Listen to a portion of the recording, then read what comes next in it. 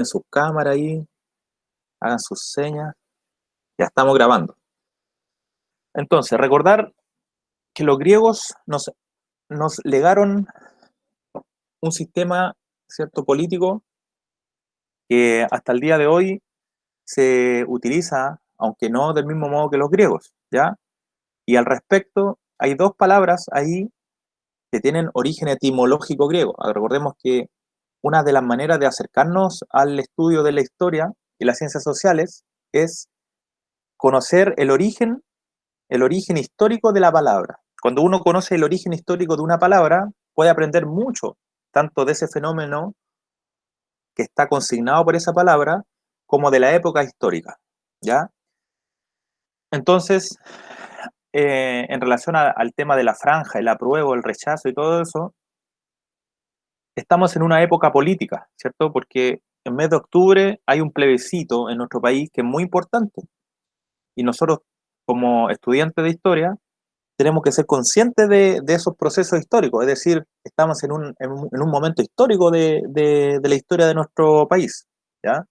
Porque no todos los días se hace un plebiscito para cambiar o no la Constitución. De hecho, es como un momento, creo que por primera vez en la historia se propone un plebiscito para si se cambia o no la Constitución, ¿ya? En los cursos ya de principalmente primero, segundo medio, ustedes van a aprender de historia política de Chile y ahí podrán comprender que el tema de la Constitución es muy importante. ¿Por qué razón? Porque en la Constitución están escritas como las leyes del juego, ¿ya? Yo sé que aquí hay muchos niños que juegan videojuegos, ¿cierto? Y cada videojuego tiene sus leyes. En el caso de nuestro país, las leyes del juego están en la Constitución. Entonces, nuestro país ha tenido diferentes constituciones, ¿ya? Y la historia nos demuestra que nunca estas constituciones han sido escritas por el conjunto de la población, ¿ya? Ni la Constitución de 1833, ni la Constitución de 1925, ni la Constitución impuesta en la dictadura de Augusto Pinochet de 1980, nunca esas constituciones han sido eh, eh, nunca esas constituciones han reunido el parecer de los diferentes grupos sociales, ¿ya? En una sociedad existen diferentes grupos sociales que tienen diferentes intereses que buscan llegar a conquistar el poder del Estado, ¿ya? Estos grupos sociales tienen la oportunidad de transformarse en partidos políticos, ¿ya? Lo que no ocurre siempre. Entonces, bueno, es muy importante que estemos bien informados, ¿ya? Porque hay mucha desinformación, hay mucha mentira también, entonces es importante que estemos bien informados. Ya, ahí tenemos un comentario respecto de esto. La Ignacia dice, a ver, miren, la Ignacia Mora tiene un parecer ya bastante definido, ¿ya? Eh, yo creo que, bueno, nada más decirles que eso, la Constitución es la que rige las leyes del juego, ¿ya? Los griegos nos legaron la palabra polis, ¿ya? Porque polis es lo que ocurre dentro de la ciudad. Polis, recordemos que es ciudad. Por lo tanto, aquí no es fácil decir yo soy antipolítico o apolítico, porque para eso, para que alguien diga eso, tendría que vivir en el cerro, allá en la punta del cerro, sin ningún contacto con lo que se da dentro de la ciudad, ¿me entiendes? Porque cuando uno vive dentro de la ciudad, todo lo que es de la ciudad, es decir, de la polis, le afecta, ¿ya? Y que nuestros papás, digamos, los papás de ustedes, tengan o no el sueldo mínimo en determinada cantidad de plata, eso es algo político, ¿ya? Porque hay señores políticos que definen ese tema del sueldo mínimo, ¿ya? En otras palabras, todas las cosas que ocurren dentro de la ciudad son temas políticos, ¿ya? Y por eso es bueno estar bien informado, ¿ya? Habiendo dicho esto, porque no se trata de aquí de hacer campaña para la prueba o el rechazo. Estamos en la clase de la prueba, perdón. Estamos en la clase de historia, ¿cierto? Séptimo básico, y empezamos nosotros con nuestro módulo 5, ¿ya? Atentitos, atentitas acá para que, por ejemplo, ahora yo como profesor, voy a un poco indicar cuáles van a ser las leyes del juego en este módulo 5, ¿ya? Esta es nuestra primera sesión, entonces, el módulo 5, como ya lo veníamos hablando de antes, tiene que ver con un periodo que los historiadores le llaman la Baja Edad Media, ¿ya? Habíamos dicho que la larga Edad Media, que dura aproximadamente 1000 años, y que los historiadores la hacen comenzar en el año 476, cuando cae el Imperio Romano, y que la hacen finalizar cuando los turcos otomanos conquistan el Imperio Romano de Oriente, es decir, Bizancio, en el año 1453. O otros historiadores la hacen finalizar en el año 1492 con el, entre comillas, descubrimiento de América, porque sabemos que esa palabra de descubrimiento o no, hoy en día es cuestionada por muchos historiadores, ¿ya? Porque por un lado ya sabemos que los vikingos o normandos ya habían llegado a América antes, y las personas que estaban acá, no es que no, digamos, aquí el continente estaba habitado, ¿ya? Entonces, tenemos que recordar que en la historia siempre hay más de una interpretación, ¿ya? Y no es que una u otra esté equivocada, sino que cuando uno argumenta, uno aporta al conocimiento histórico. Entonces, yo les quiero hablar de cuáles van a ser nuestras, digamos, las leyes del juego en este módulo 5. El módulo 5 va a ser un poco diferente porque nosotros vamos a trabajar en clases en las dos actividades que vamos a tener, ¿ya? Vamos a tener principalmente dos actividades y las vamos a desarrollar en clases, ¿ya? Las temáticas que nosotros vamos a ver en el módulo 5 son, como ya dije, la Baja Edad Media. Es decir, lo que en el texto del estudiante tiene que ver principalmente con la lección 3, que va a partir de la página 152 hasta la 166, ¿ya? Ahí, por favor, saquen su texto de estudio, y la lección 3 principalmente es lo que nosotros vamos a ver en este módulo 5. La actividad que vamos a realizar, en realidad son dos actividades. Hoy día voy a dejar establecida la primera, porque la segunda estoy reuniendo unos datos para que la podamos hacer bien. Ok, la primera actividad yo la colgué recién en LearnMe, igual tengo que revisarla, o sea, a modo general ya está ahí colgada en LearnMe, ¿ok? Y tiene que ver con que ustedes reflexionen históricamente y me respondan a mí la siguiente pregunta. Es, ¿cuál cree usted que fue el proceso transformador, ya? Es decir, de cambio, más importante del periodo llamado Baja Edad Media o Edad Media Tardía? Hay varias denominaciones para esto. Entonces, contextualizando, sabemos que los historiadores dividen la Edad Media en dos largos periodos, ¿cierto? La Alta Edad Media, la Baja Edad Media. La Baja Edad Media, eh, ojo, no nos confundamos. La Baja Edad Media, algunos historiadores la definen entre el siglo XI y el siglo XV, ¿ok? Y otros historiadores utilizan dos palabras, una plena Edad Media y la otra Baja Edad Media. Es decir, dicen que la plena Edad Media es el periodo llamado, ubicado entre el siglo XI, XII y XIII, y dejan la palabra Baja Edad Media solamente para los siglos XIII y XIV, ¿ya? Yo sé que esto puede generar confusión, pero lo necesito explicar así. ¿Qué cosa? Que algunos historiadores dicen que la Baja Edad Media va desde el siglo X al XV y otros historiadores dicen no, en realidad del X al XIII el nombre que tenemos que utilizar es Plena Edad Media y la Baja Edad Media en realidad es el siglo XIII y XIV, ¿ya? ¿Por qué razón se genera esta división de pareceres? Porque según algunos historiadores, ¿ya? Lo que más caracteriza el imaginario, el ideario de la Edad Media es el periodo llamado del feudalismo, los castillos y los caballeros, ¿ok? Por lo tanto, dicen que ese periodo en el cual existieron los caballeros, los castillos y este sistema político-económico llamado feudalismo, cuando ese periodo existió, se utiliza la palabra plena Edad Media, ¿ya?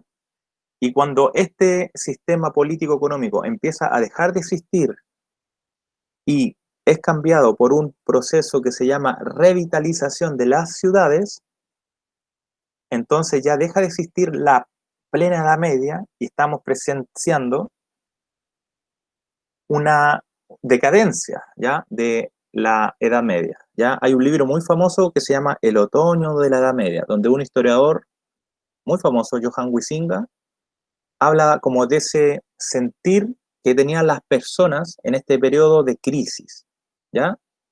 Entonces aquí, habiendo dicho esto, ¿cierto? Voy a responder al tiro ahí las preguntitas del chat. Eh, Habiendo dicho esto, ya sabemos que si ustedes revisan internet o algún texto, van a ver historiadores que van a decir la Baja Edad Media va desde el siglo X al XV y otros historiadores van a decir la Baja Edad Media en realidad es el siglo XIII y XIV. ¿Por qué razón? Porque hubo un periodo de crisis, ¿ya? Recordemos que todo este periodo histórico es principalmente geográficamente lo que se llama la sociedad cristiana europeo occidental, ¿ya? Europa es un continente muy pequeño en relación a Asia, ¿ya? Y África, y en realidad lo que nosotros estudiamos de la Edad Media es lo que ocurrió en Europa occidental, ¿ya?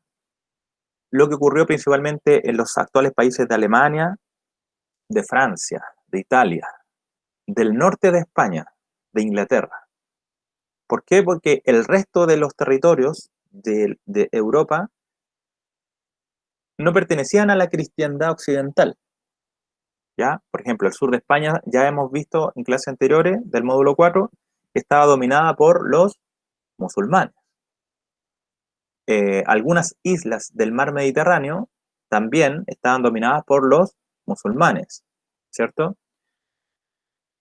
La Europa oriental, sabemos que hacia el año, cerca del año 1000, ¿cierto? Se produjo el gran cisma de Oriente, en el cual todo lo que es Europa oriental ya dejó de estar unida a esta idea universal de iglesia universal y se desgajó de, eh, de Roma, ¿cierto? Y ahí es el origen de la iglesia cristiano ortodoxa o también iglesia cristiano oriental. En otras palabras, la religión cristiana que existe en Rusia, en Grecia, en Bulgaria, todo lo que es Europa oriental. ¿Ya?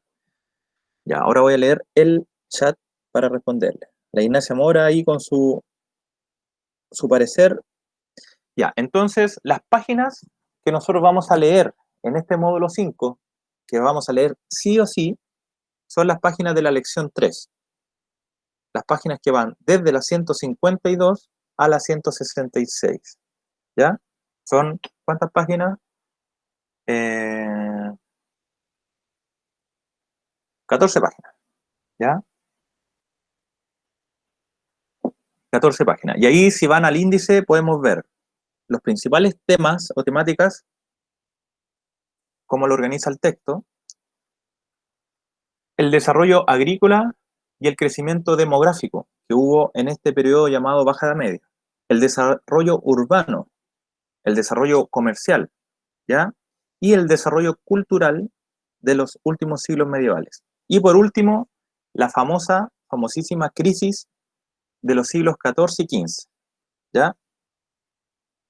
Bueno, entonces, eh, vamos con bueno, la pregunta ya está ahí en LearnMe, ¿cierto? Y es que ustedes respondan, ¿cuál cree usted que fue el proceso transformador más importante del periodo llamado Baja Edad Media? ¿Ya? Entonces, aquí no se trata de que ustedes elijan cualquier temática al azar, como fue la actividad del módulo anterior, sino que ustedes se pregunten históricamente, reflexionen históricamente, ¿cuál fue el proceso que ustedes piensan que fue el más importante, se llama catalizador, que permitió, provocó el fin de la Edad Media? ¿Ya? Hay diferentes interpretaciones respecto de esto. Para mí, lo más importante a la hora de como revisar sus tareas va a ser que ustedes me justifiquen históricamente por qué piensan que el periodo que ustedes eligieron es el fenómeno histórico más importante en este fin de la Edad Media, ¿ya? Tenemos que decir que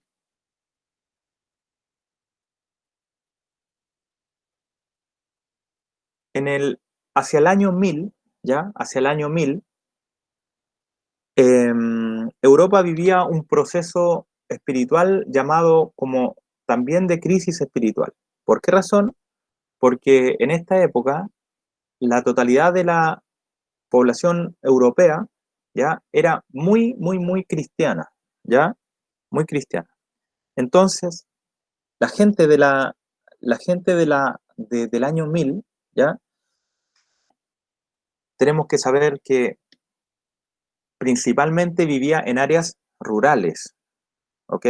¿Por qué razón? Porque a través de todas las invasiones que hubo en ese periodo llamado Alta Edad Media, ¿las invasiones de quién? Primero, partiendo por las invasiones de los pueblos, los diferentes pueblos llamados germanos, también llamados bárbaros, ¿ya? Aunque el nombre más correcto es germanos, ¿ya? Porque la palabra bárbaro igual implica una noción despectiva, ¿ya? Bien, los diferentes invasiones de los pueblos germanos, que efectivamente eran bien bárbaros porque entraban a las ciudades romanas y saqueaban, robaban, ¿cierto? Violaban, ¿cierto? Destruían la civilización, es decir, la ciudad la iban destruyendo, ¿ya? A partir de todos estos fenómenos, estoy haciendo un repaso, ¿cierto?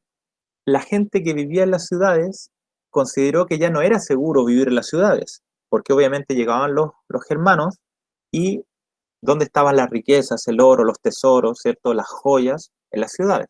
Entonces, se produjo un vaciamiento de las ciudades romanas, ¿ya? No es que dejaron de existir, sino que disminuyeron considerablemente su población. Entonces, la gente, como ya no encontraba el alimento diario en la ciudad, porque hubo una crisis económica gigantesca cuando cayó el Imperio Romano, la gente comenzó a vivir principalmente en el campo, ¿ya? Y durante estos siglos llamados de la Alta Edad Media, continuaron existiendo invasiones, ¿ya? Porque no fue una sola invasión de pueblos germanos, sino que fueron variadas olas, ¿ya? Cuando ya los pueblos germanos habían prácticamente dominado los anteriores territorios del Imperio Romano de Occidente, actual Italia, Francia, España, continuaron las invasiones de otros pueblos. ¿Cuáles? Principalmente la gran expansión islámica que nosotros vimos en clases anteriores, que hizo que los territorios, por ejemplo, de África del Norte, que eran del Imperio Romano, ya quedaron totalmente dominados por los musulmanes. Lo mismo ocurrió con España actual. y también, por ejemplo, con la isla de Sicilia. Y aparte de esto, los musulmanes saqueaban, por ejemplo, las costas de Francia e Italia. Ya, sumado a los musulmanes, existieron las invasiones de los pueblos que también hemos visto, y ahí por ahí hubo algunas compañeras que hizo su trabajo del módulo 4 sobre este tema, las invasiones de los pueblos normandos, también llamados vikingos, que también llegaban a esta zona de principalmente, bajaban desde el norte de Europa por el mar en sus embarcaciones famosas, conquistaban los territorios de actualmente Gran Bretaña, las costas de Francia, ¿cierto? En realidad toda la Europa occidental. No solamente la Europa occidental, sino que a través de los ríos de Rusia, el río Volga y el Dnieper, eh,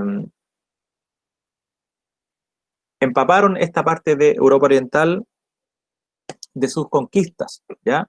Se dice que los vikingos o normandos del occidente, es decir, principalmente los noruegos actuales y los daneses, eran como más, más salvajes, ya por decirlo de un modo, porque llegaban a Europa occidental y saqueaban. En cambio, los llamados varegos, que actualmente, o sea, que vivieron en lo que actualmente es Suecia, tenían una noción más comerciante. Entonces, en vez de llegar y saquear y robar, ellos preferían hacer negocios, ¿ya?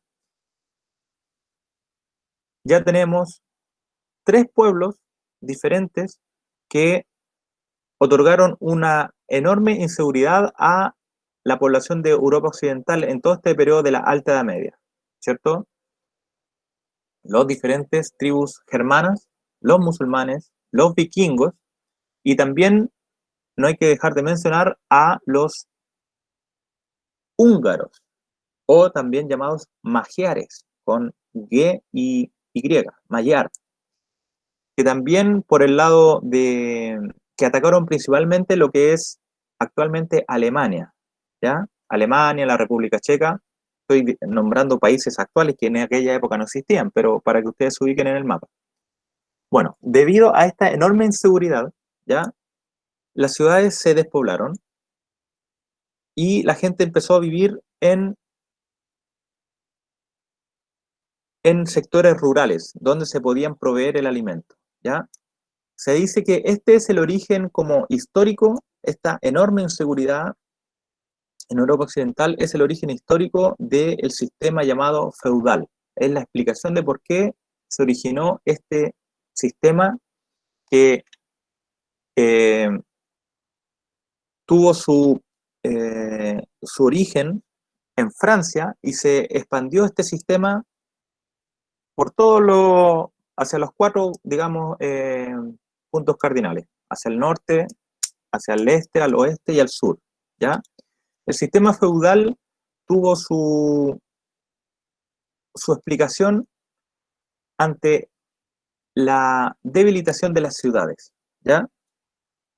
Cuando hacia el siglo XII y principalmente hacia el siglo XII, ¿ya? A partir del año 1100 se dice que este sistema de inseguridad y de fin del comercio, de las rutas comerciales, cuando estas rutas comerciales se empiezan a reactivar, las ciudades que estaban dentro de estas rutas comerciales empiezan también a reactivarse, ¿ya? En otras palabras, el comercio, la reactivación comercial, provocó la revitalización de las ciudades. Entonces, poco a poco, las ciudades empezaron a ser cada vez más poderosas. ¿En relación a qué? En relación a los señores feudales, ¿ya? Y esta va a ser la gran dinámica que vamos a tener en este periodo de la Baja Edad Media, ¿ya? Una revitalización de las ciudades en comparación a un debilitamiento del sistema económico llamado feudal. sistema feudal consistía en un pacto, ¿ya?, entre un señor y un vasallo, ¿ya? Un señor que disponía de tierras, por ejemplo, en este caso, el rey le otorgaba terrenos que eran propiedad de él a un señor, ¿ya? En este caso, un vasallo en relación al rey, ¿ya? Y este señor feudal se comprometía ante su rey a cuidar este territorio y proteger a la población de todas estas invasiones que ocurrían, ¿ya? Entonces, este sistema feudal se basó en un sistema digamos, en donde el señor feudal otorgaba seguridad y las personas que quedaban dentro de este territorio le otorgaban también una fidelidad al señor feudal, ¿ya? Una, una fidelidad que consistía en servirle al señor en caso de guerra, ¿ya? Cuando existían las guerras, las personas que vivían dentro de estos territorios del señor feudal eh, tenían que luchar por su señor, ¿ya? Este también es el periodo de las llamadas cruzadas, porque en este periodo sabemos que la gente era muy creyente y lo que ocurría en Europa Occidental era ya este sistema feudal, pero lo que ocurría en lo que ya no estaba dominada por la cristiandad occidental es que el Islam, el musulmán, claro, el Islam siguió como expandiéndose, ¿ya? Y entraban otras diferentes pueblos que se convertían al Islam y otorgaban como un proceso de eh, donde se intensificaba, digamos, las conquistas que ellos hacían, ¿ya? Entonces, cuando lo que se llama actualmente el Estado de Israel o Palestina, ¿cierto?, también conocido con el nombre de Tierra Santa, fue conquistado de nuevo por los musulmanes, hubo un obispo, ya, de Francia que llamó a la Guerra Santa contra estos musulmanes para liberar los territorios de Palestina, Jerusalén, de, del moro, porque así es como le llamaban los cristianos, los moros.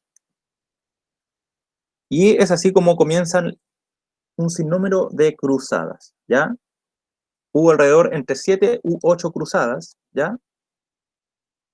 Y después de, bueno, cada cruzada significaba un levantamiento de muchos señores caballeros que marchaban desde Europa hacia allá, y a medida que iban avanzando en el camino, iban cometiendo estos señores caballeros cristianos un sinnúmero también de tropelías, barbaridades también, ¿ya? Se sabe que mientras avanzaban en las rutas desde Europa a Jerusalén, entre medio se encontraban, por ejemplo, con comunidades judías, ¿ya?, que vivían y eh,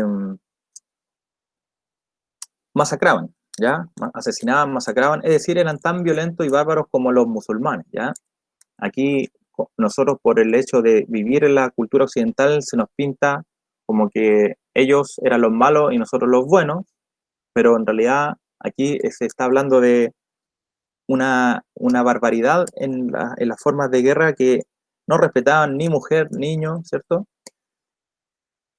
Las cruzadas terminaron en lo que se conoce como un gran fracaso porque finalmente no fueron capaces de mantener estas tierras para la cristiandad. Es decir, después de un sinnúmero de guerras y batallas que tiñeron de sangre la ciudad de Jerusalén y alrededores en varias ocasiones, las cruzadas finalmente fracasaron. Es decir, estas tierras se quedaron finalmente para los musulmanes. Sin embargo, y lo menciono porque he aquí la importancia, sin embargo, las cruzadas tuvieron también un objetivo, un fin comercial, económico, porque los señores cruzados, al avanzar hacia el Mediterráneo oriental, reactivaron las redes y las rutas comerciales que ya se habían perdido, ¿cierto? Entonces se dice que a partir de las cruzadas, la primera cruzada fue alrededor del año 1096, siglo XI, ¿ya? Entonces, a partir de esta época se empiezan a reactivar las rutas comerciales del Mediterráneo oriental. Gran parte de la riqueza, ¿cierto?, de las ciudades italianas viene de este periodo de auge comercial, ¿ya? Cuando se reactivaron las rutas que conectaban Asia, el extremo oriente, es decir, China, la India, Arabia, ¿cierto?, con Europa. Es la época de la famosa ruta de la seda, en la cual comerciaban principalmente comerciantes italianos, es decir, venecianos y genoveses. Estas dos ciudades de Italia, Venecia y Génova, que son ambas ciudades puertos, de estas dos ciudades salían los comerciantes que manejaban estas rutas hacia el oriente, ¿ya? Y fue un periodo en el cual estas ciudades italianas, estas dos ciudades italianas, pero hubo muchas otras, porque estamos hablando de rutas comerciales, es decir, la seda que venía de China llegaba primero a los puertos del Mediterráneo oriental, Bizancio, Estambul o Constantinopla, ¿cierto? Las ciudades de Damasco, las ciudades de todo lo que es el actual Líbano. De todos estos puertos del Mediterráneo oriental salían estos barcos, llegaban a estas dos principales ciudades italianas, Génova y Venecia, y de ahí continuaban hacia el norte de Europa. La otra zona de Europa que se reactivó en estas rutas comerciales son las ciudades que hoy en día están en Bélgica y Holanda, las ciudades de Brujas, Lieja, ¿ya? Fueron ciudades que también estuvieron en este circuito comercial, ¿ya?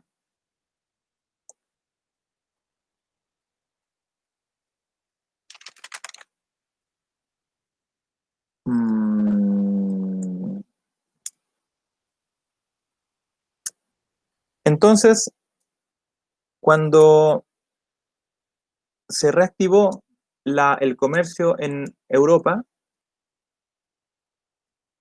esto significó que hubo mayor disposición de riquezas y esto se tradujo en un crecimiento poblacional, ya se llama un crecimiento demográfico. Demos, pueblo, personas, palabra de origen griego, democracia, demográfico. Entonces, un crecimiento de la población generalizada de Europa empezó a crecer. Y es así como a partir del siglo XI-XII se habla de una revitalización general en todas las áreas de Europa, lo que se tradujo principalmente en el crecimiento de las ciudades, pero también en un crecimiento, por ejemplo, de, por mencionar, el arte o también la cultura, ¿ya? Es una época en la cual comienzan a fundarse muchas universidades en diferentes partes de Europa.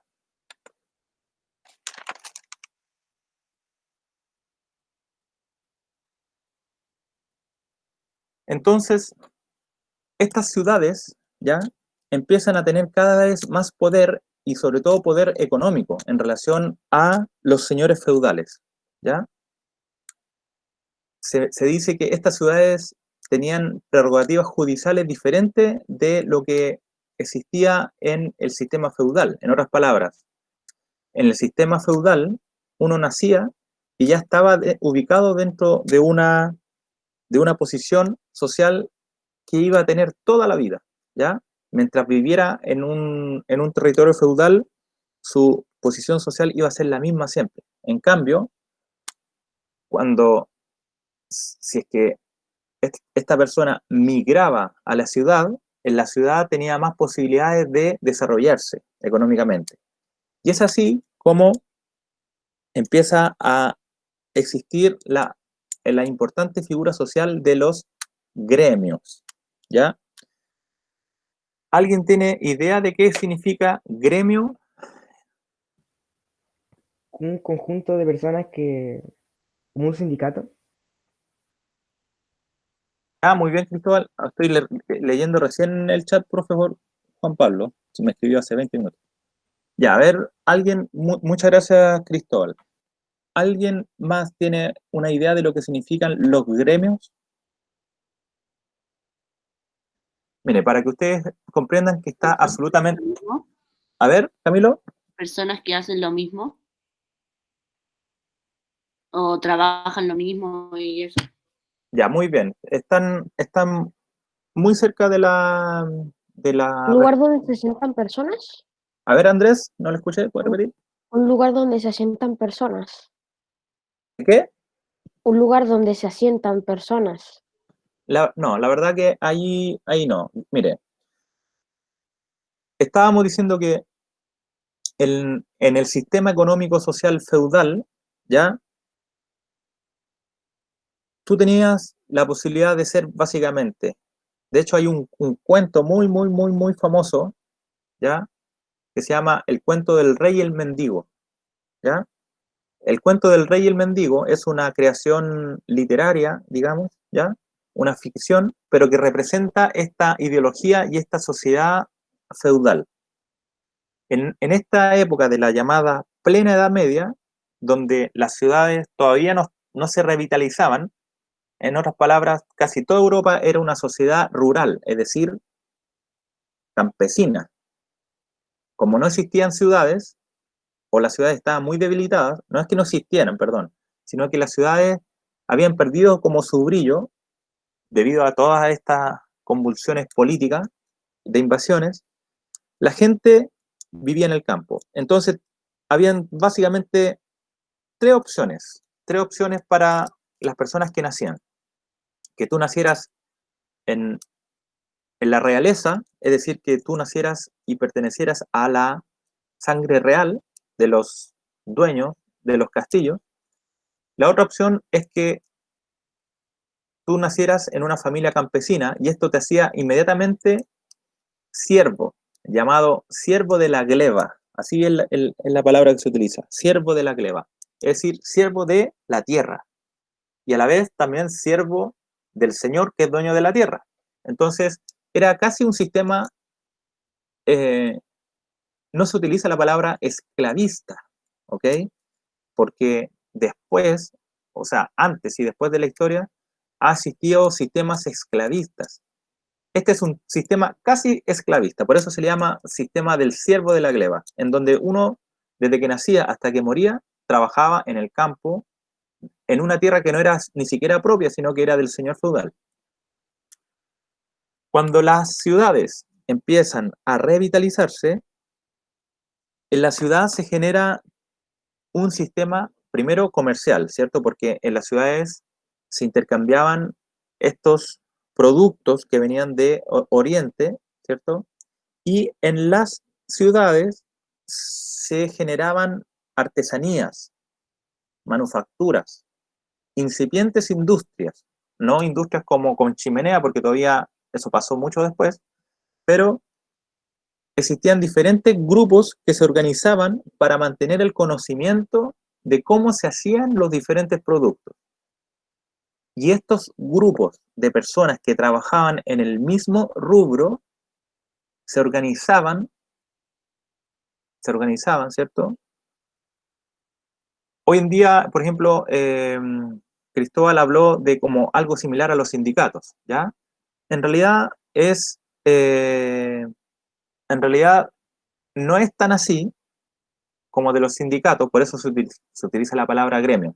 Son grupos que, primero que todo, mantienen el conocimiento de un saber hacer que se transmite de maestro a discípulo. Por ejemplo, estaba el gremio de los talabarteros, los que trabajan el cuero, ¿ya? Estaba el gremio de los zapateros, estaba el gremio de los, el gremio que a la historia ha pasado como el más importante es el gremio de los constructores, ¿ya?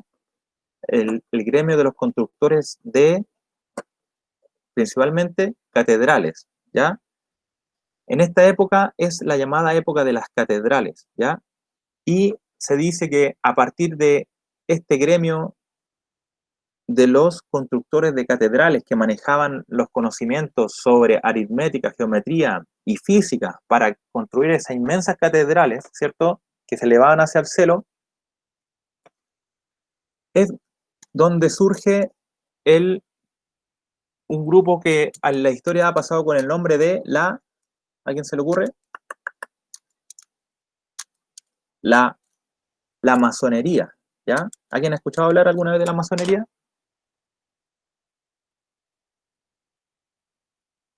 Estoy leyendo acá.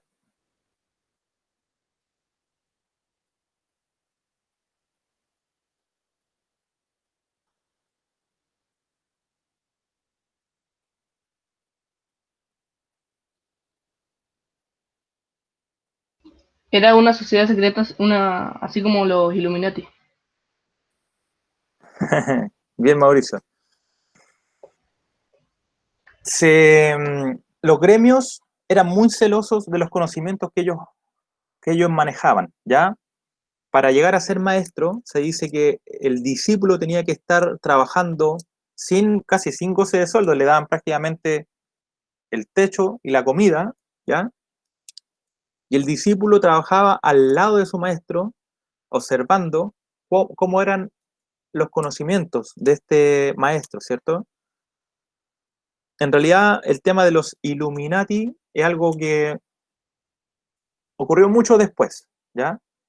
Y que también, no sé si en la Edad Media todavía no se puede decir que no existían, pero sí existían en la Edad Media estos famosos gremios, ¿ya? Gremios de diferentes tipos de manufacturas, los que construyen naves, los que construyen catedrales, ¿ya? Los que hacen diferentes acciones económicas, ¿ya? Entonces, los gremios buscaban, por ejemplo, mantener los precios de los productos que vendían, de modo que ellos tuvieran altas remuneraciones, ¿cierto? Por lo tanto, pertenecer a un gremio era como algo muy importante, ¿ya? Y este fenómeno se daba en la ciudad. Entonces, existía como la acción contraria. Hay una paradoja en la historia, la voy a decir ahora. Miren, se dice que acabó el Imperio Romano, el periodo de la llamada Antigüedad, y comenzó el periodo llamado de la Edad Media, cuando las ciudades se despoblaron y comenzaron a vivir en Europa Occidental, principalmente en el campo, una sociedad rural. Por otro lado, se dice que la Edad Media comienza a dejar de existir cuando las ciudades se comienzan a revitalizar. Entonces, el mismo fenómeno, pero inverso, es la explicación del origen y del fin de este periodo llamado histórico, Edad Media. En otras palabras, se asocia que la Edad Media es un periodo de un sistema económico rural, ¿cierto? Profesor Juan Pablo, lo que usted preguntó, efectivamente, la pregunta se refiere a los cambios políticos, sociales y o económicos, ¿ya? El alumno o alumna debe justificar históricamente por qué piensa que el fenómeno que ellos eligen es el más importante para explicar el fin de la Edad Media, ¿ya? Vamos a hacer dos actividades. Esta, que vamos a ir trabajándola clase a clase, ya yo me comprometo a que la otra voy a hablar hasta el minuto 30 y de ahí en adelante lo voy a dejar trabajar, ¿ya? Porque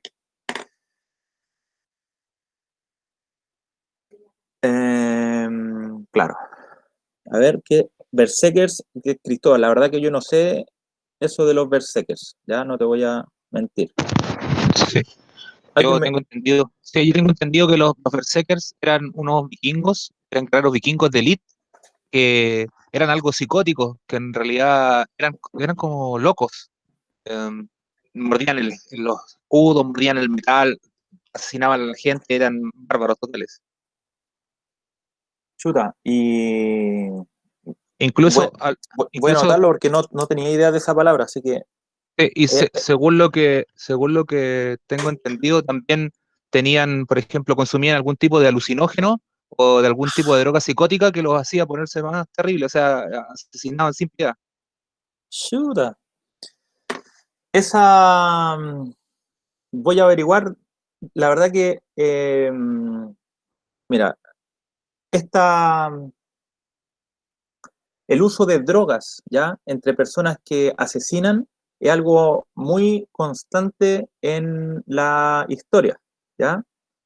Para que ustedes sepan, sin ir más lejos, en nuestro país, en la llamada Guerra del Salitre o Guerra del Pacífico, a los guerreros de Chile se dice que eran también muy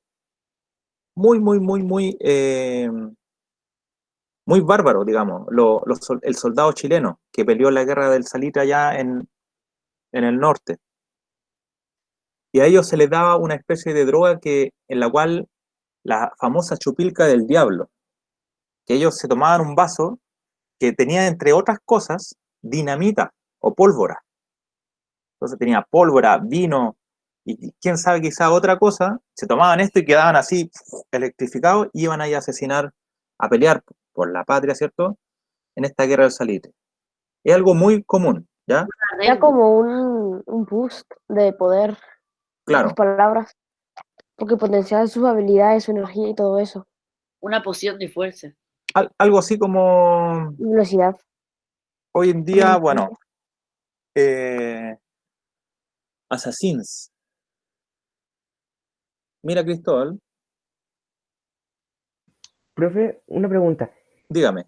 Si nosotros nos lo proponemos sin el coronavirus, olvidemos el coronavirus.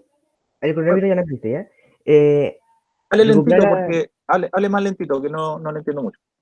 si nosotros olvidamos el coronavirus, ya, imaginemos que el coronavirus no existe y ¿Ya? nosotros nos proponemos recuperar la Patagonia, ¿podríamos luchar contra Argentina teniendo en cuenta nuestros aldeanos y sus aldeanos en una guerra? Mira, Cristóbal, déjame decirte que, a ver, esto igual es una pregunta difícil de responder, porque hay mucha falacia o falsedad en los presupuestos que a ti te hacen pensar, ¿ya? De que la Patagonia fue alguna vez, entre comillas, nuestra, ¿ya? En realidad, la Patagonia nunca fue antes, ojo, la Patagonia no fue ni de Chile, no fue ni de Argentina, ni siquiera fue del Imperio Español. ¿Por qué razón? Porque la Patagonia, en otras palabras, la Patagonia estaba habitada por diferentes pueblos, ¿ya?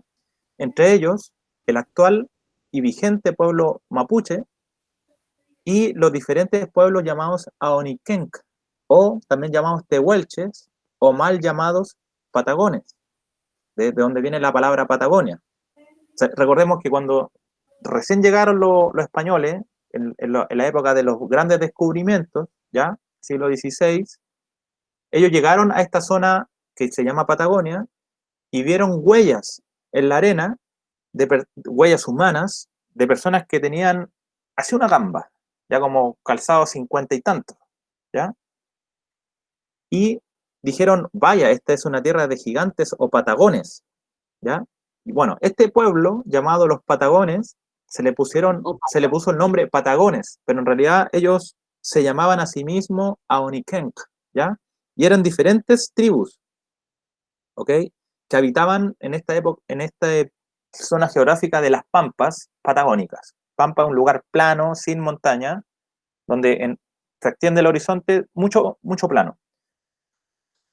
El Imperio Español, que en aquella época era el imperio más fuerte de la época, hoy en día el imperio más fuerte de la época es, sabemos, Estados Unidos, que se mete en otros países a destruir la economía de los países que no son cercanos a su parecer sistema económico llamado capitalismo, ¿cierto? Bueno, hace 5 siglos atrás, el imperio más fuerte de la época era el Imperio Español.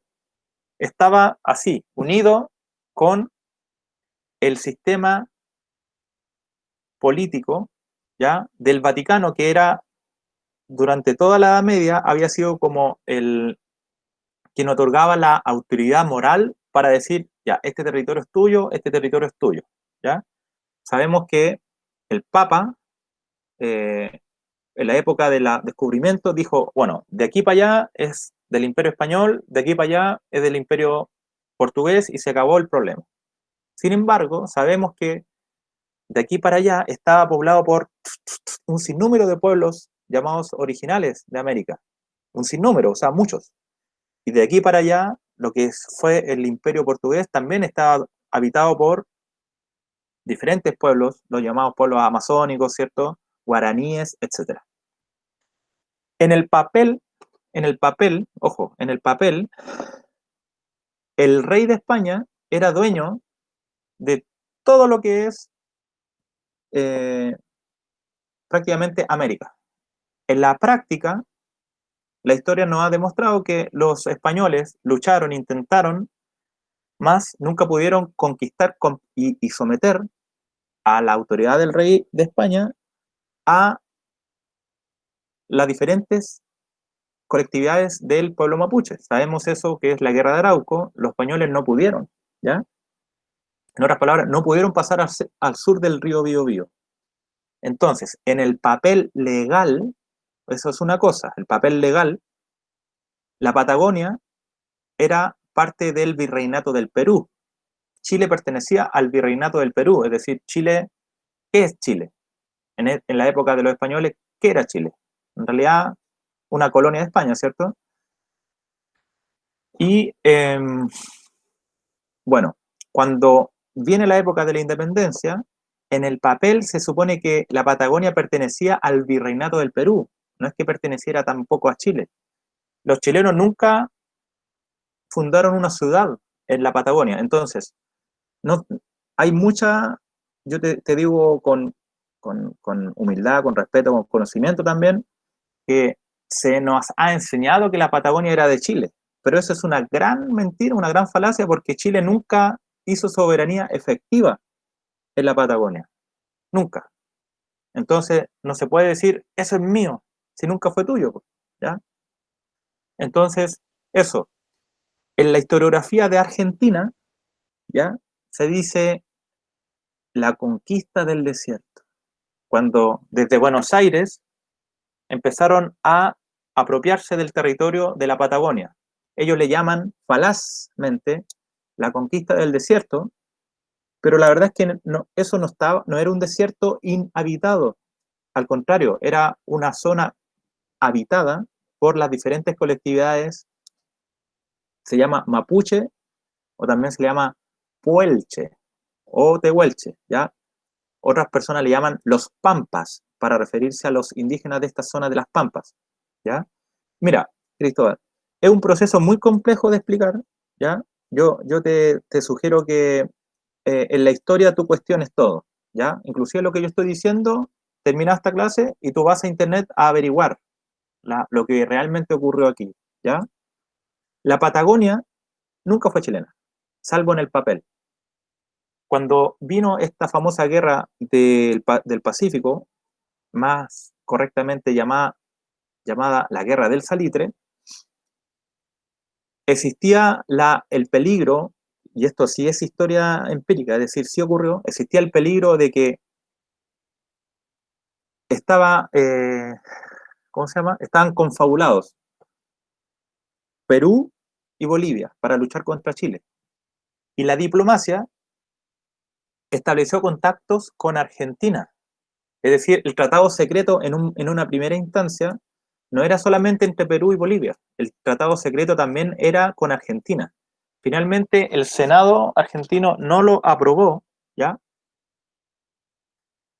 Pero sí ocurrió, por eso siempre se dice como, desconfía de los argentinos, porque te pueden dar el cuchillazo por la espalda. Sí efectivamente ocurrió que en este periodo, cuando ocurrió la Guerra del Pacífico, los argentinos ahí se puede decir, se avisparon y dijeron, Chile en este momento no es capaz de defender la Patagonia, que jurídicamente se supone que le pertenecía, pero te lo vuelvo a decir, la Patagonia no era ni de Argentina ni de Chile, estaba habitada por los diferentes pueblos mapuche tehuelche, ¿ya? Y en esta época fue que Argentina como que conquistó este territorio, pero no se lo peleó ni se lo conquistó a los chilenos, ¿ok? Se lo peleó y se lo conquistó a los mapuches que vivían al otro lado de la cordillera, ¿ya? Porque el pueblo mapuche, tenemos que decir que existe antes de la bandera chilena, antes de la bandera argentina, antes del Imperio Español. El pueblo mapuche está presente en el sur desde por lo menos 10.000 años antes de Cristo, ¿ya? Eso es lo que nos demuestra la arqueología. Entonces, respecto de tu pregunta, para que una pregunta, digamos, sea válida, primero tiene que estar construida bien en relación a hechos históricos que ocurrieron de verdad, ¿ya? Entonces, eso. Mira, hay un libro que ahora salió su segunda parte, que los que tengan la oportunidad de leerlo, se llama Historia Secreta Mapuche, ¿ya? Yo leí el volumen 1, créeme que yo fui a la universidad a estudiar historia, más todos los años que estuve en el colegio, y nunca aprendí tanto como en ese libro respecto de la historia de los mapuches, ¿ya? Aprendí cosas que deberán enseñarse en todos los colegios y que no se pasan porque la historia también es política. Responde, está llorando mi bebé, responde a intereses políticos, ¿ya? Bueno, eso. ¿Alguna...? Eso, el profesor Juan Pablo ahí, gracias. Sí. Sí, Bastián, se puede decir que para evitar la guerra con Argentina cedieron algo que no les pertenecía. Eso. Pero de que haya sido chilena, en realidad, en honor a la verdad histórica, en realidad ahí nunca hubo una ciudad con chilenos. Nunca. Entonces, ¿cómo uno puede decir que era chilena? Se podría decir que fue como un negocio, pero muy mal elaborado y no, y no personal. Como que no lo decidieron de manera estricta, sino que vieron que estaban en desventaja y por eso decidieron ceder a dar ese territorio a los argentinos. Claro, algo así. Aunque es mucho más complejo, ¿ya? Profesor, Dígame, profesor. una consulta, el libro Historia Secreta Mapuche es de Pedro Cayuqueo, ¿no? Así mismo es, sí.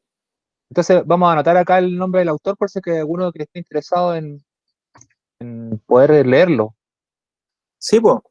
Escríbalo si quiere. O eso, gracias. Cayuqueo así mismo. Mire, vamos a ir terminando en honor a cumplir los horarios, ¿cierto? Créanme que a mí me encanta hablar de esto, ¿ya? Y de historia. Y mire, yo les quiero decir algo para cerrar. Nosotros estamos estudiando algo que ocurrió al otro lado del gran océano, en Europa, y no solamente en toda Europa, sino que en Francia, Italia y etcétera. La Baja Edad Media, ok. Y eso es porque los planes y programas nos enseñan que en séptimo tenemos que estudiar eso. Sin embargo, ustedes tienen que ser conscientes históricamente de lo siguiente. La historia es una materia en disputa. Siempre se está reescribiendo la historia, siempre se está revisando lo que se sabe y lo que no. Y la historia sí responde a los intereses políticos del momento. Mira, está llorando mi bebé. Me refiero a que hoy en día existe la posibilidad de que nosotros podamos acceder a otros libros y aprender más de historia. Pero la historia siempre tiene que ser criticable, cuestionable. En otras palabras, usted no porque esté en un libro se lo tienen que creer que fue así, porque primero que todo ustedes no estuvieron ahí. Entonces uno tiene que contrastar fuentes de información. Si hay un historiador que me dice esto, que es como problemático, probablemente hay otro historiador que me dice otra cosa, ¿ya? Eso. En la historia de Chile, esto que estoy diciendo se ha dado muchísimo, ¿ya? En otras palabras, prácticamente los historiadores, poco menos que tienen la bandera del partido político encima, ¿ya? Y eso intentan hacer aparecer como objetivo, neutral, etcétera, pero la verdad que no es así. ¿Para qué vamos a estar mintiendo? La historia responde a ciertos intereses políticos, ya sea económicos. Entonces, eso. La guagüita despertó recién, sí. Profesor, Dígame. ¿puedo dejar acá en el chat un enlace, una ayudita para los chiquillos para la tarea, para la actividad? De todos modos, pues, profesor, claro que sí. Muy bien. Lo vamos a dejar ahí por si a alguno le interesa, lo puede revisar. Interesante. Usted sabe que yo me manejo ahí con esa página que me encanta. Es genial, genial, genial. Cambios políticos y sociales durante la baja. Sí, se lo agradezco enormemente, pues. Sí, para. Slideshare.net. Sí. Entonces, jóvenes, en las próximas sesiones vamos a trabajar principalmente en la clase sobre la pregunta del millón. ¿Cuál cree usted que fue el principal proceso que significó, principal proceso transformador de cambio que originó este fin de la Edad Media? ¿Ya? ¿Qué fue lo que en definitiva provocó que dejemos atrás la Edad Media y ya hablemos de tiempos modernos? ¿Qué fue lo más gravitante en todo este proceso? ¿Ya?